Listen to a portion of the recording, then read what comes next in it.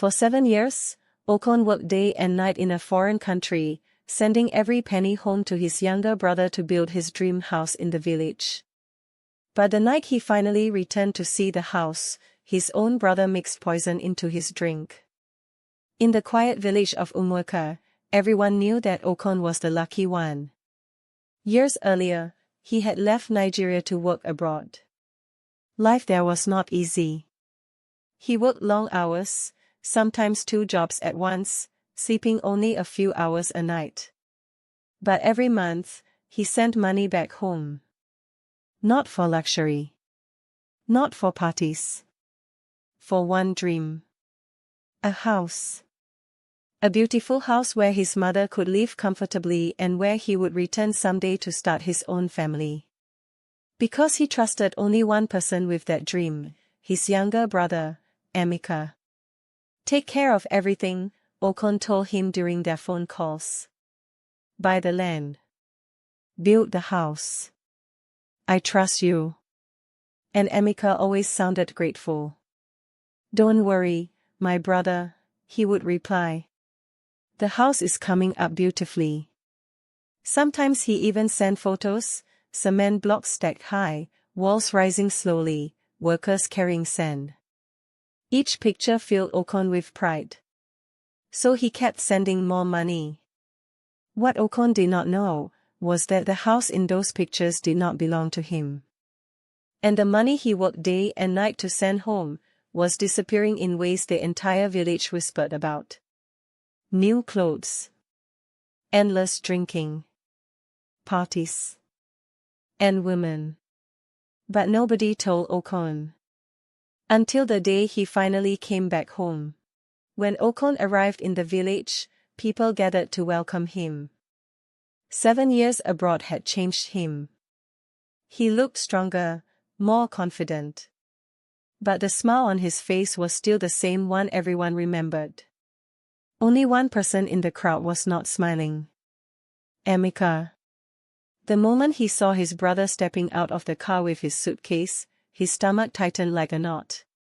Because Emeka knew something Okon did not. There was no house. Not even a single block. For 7 years, every picture he had sent was taken from other people's buildings around the village. And the money? It had vanished long ago. Drinks. Women. Gambling. Expensive clothes. Things that now meant nothing compared to the danger standing right in front of him. That evening, Okon hugged him tightly. My brother, he said happily. You have done well. Tomorrow, you will take me to see the house we built. Those words felt like a knife in Emeka's chest. But he forced a smile. Of course, he said quickly. But tonight you must rest first. You just arrived from a long journey. Okon nodded. He trusted his brother completely. That night, Emeka insisted they eat together. He even brought out bottles of beer and prepared a special meal, pretending to celebrate his brother's safe return. But when nobody was watching, Emeka stepped quietly into the small kitchen. From his pocket, he removed a tiny bottle. Inside it was a clear liquid. Poison. His hands trembled as he stared at it. If Okon woke up tomorrow morning, everything would be exposed.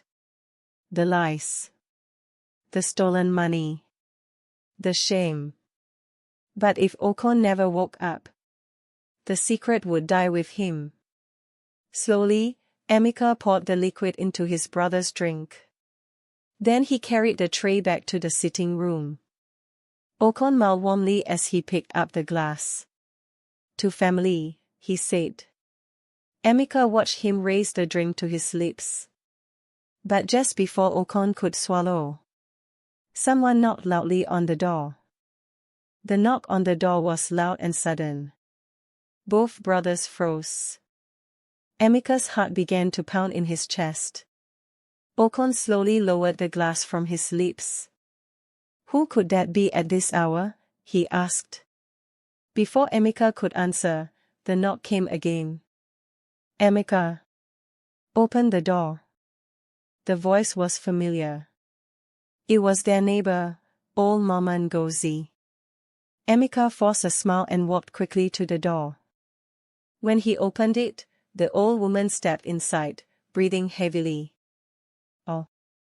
Okon, my son," she said happily when she saw him. "So you have finally come back from abroad." Okon stood up respectfully and greeted her. Mama Ngozi looked at him closely, shaking her head in amazement. 7 years, and you still remember this old woman," she said. Then her eyes moved around the room. They stopped on the glass of drink in Okon's hand. But she ignored it and continued speaking. "My son," she said suddenly, "tomorrow when you wake up, you must come and see the big house they are building near the river. It is the finest building our village has seen in years." Emika's heart nearly stopped. Because that was the same house he had been secretly taking pictures of. The same house he had been sending to Okon all these years, pretending it belonged to him. Okon smiled with excitement. "Really?" he said. "Maybe it looks like the house my brother has been building for me." Mama Ngozi frowned slightly. "Your brother?" she asked slowly. "Yes," Okon replied proudly. "For 7 years I have been sending him money to build it." The room became very quiet. Mama Ngozi looked from Okon to Emika. Then back to Okon again. "My son," she said carefully, "that house belongs to Chief Okafor's family." The words landed like thunder. Okon slowly turned his head toward his brother. Emika felt his legs weaken. The room fell into a heavy silence. Okon slowly placed the glass on the table. He was no longer smiling. "Mama Ngozi," he said quietly, "are you sure about what you just said?" The old woman nodded without hesitation. "Everyone in this village knows that house belongs to Chief Okafor's family," she replied. "They started building it 3 years ago." Okon's chest tightened. 3 years. But he had been sending money for 7 years. Slowly, very slowly, he turned to face his brother. "Emika," he said calmly, "let us go and see the land tomorrow morning." Emika forced a weak laugh. "Yes, yes, of course," he replied quickly.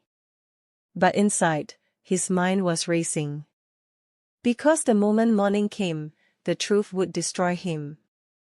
The village would know. The shame would be unbearable. His brother would know he had stolen everything.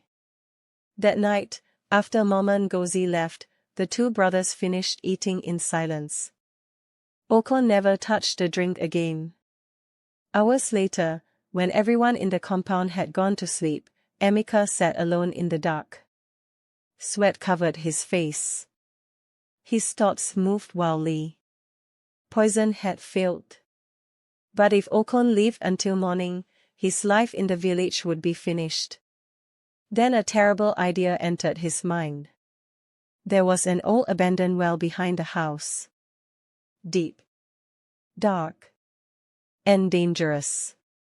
If someone fell inside at night, no one would know what truly happened. Emika stood slowly. His decision had been made. Quietly, he walked toward his brother's room. Inside, Okon was already asleep after his long journey. Emika gently shook him. "My brother," he whispered. Okon opened his eyes. "There is something important I forgot to show you tonight," Emika said.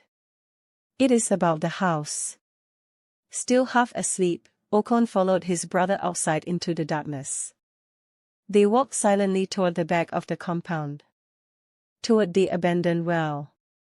But just as they reached it, Okon suddenly stopped walking. Because something about the night, and his brother's strange behavior, had finally made him suspicious. And what he said next made Emika's blood run cold.